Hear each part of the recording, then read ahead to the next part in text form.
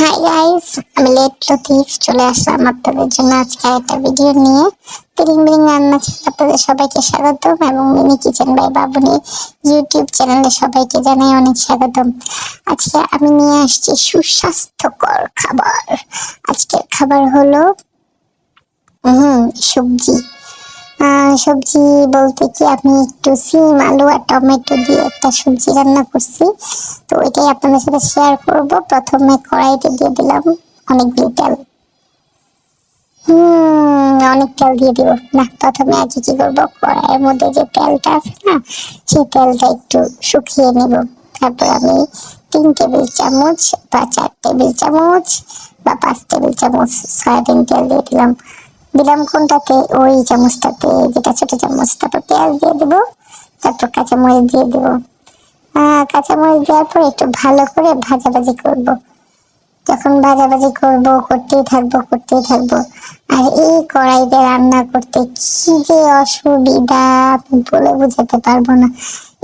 এইটা দিয়ে রান্না করতে গিয়ে যে আমার কত ভিডিও নষ্ট হয়েছে, এটা বলে বোঝানো সম্ভবই না।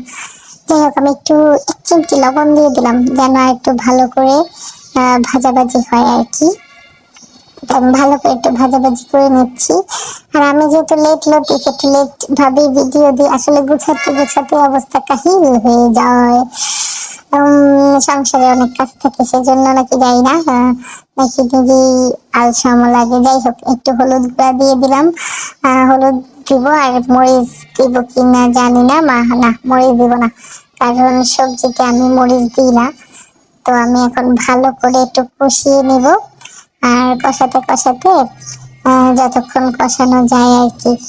তো মাটির চুলায় রান্না করতে গেলে অনেক সমস্যা হয়। দেখেন আপনারা, ওই যে তুলা দিয়ে রাখছি, আমি কি করি, এই যে লাড়কিটার মধ্যে তুলা পেঁচিয়ে একটু সেলাই মেশিনে যে সাদা তেলটা পাওয়া যায়, সেটা একটু দিয়ে তারপর একটা পলিথিন দিয়ে চুলা জ্বালাই ফেলি, অনেকক্ষণ থাকে। তো এখন হলো টমেটো দিয়ে দিলাম আর একটু পানি দিয়ে দিলাম। পানি দিয়ে আবার একটু ভালো করে কষিয়ে নিব, যেন আর ভালো করে সিদ্ধ হয়ে নেয় আর কি। দেখেন কি সুন্দর আগুন জ্বলছে। আর আমি মোমবাতি দিয়ে করছিলাম, বাট মোমবাতি খুব দ্রুত নষ্ট, মানে শেষ হয়ে যায়, যার কারণে মোমবাতিটা দিই নাই। তো এখন হলো ভালো করে আমি একটু অপেক্ষা করব।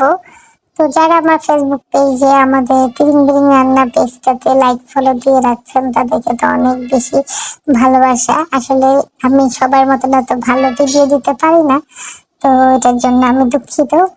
তারপর আমি এখন ভালো করে ধনেপাতা দিয়ে দিচ্ছি চারপাশে, যেন আরেকটু কি হয়, আরেকটু খেতে আর একটু মজা লাগে। আমি কিন্তু এখানকার সব খাবার খাই, তো আজকে আমার সেহরিতে আমি এগুলি খেয়ে নিবো, বা সেই সাথে যে খাবারটা থাকে সেটা আমি খেয়ে নিব।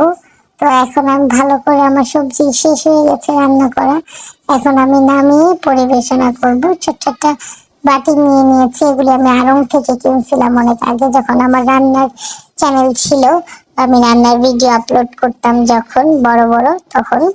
আর এটা তো ছোট ছোট। তো যাই হোক, আজকের মতন বিদায় নিব। কেমন হয়েছে ভিডিও অবশ্যই জানাবেন। আল্লাহ হাফেজ।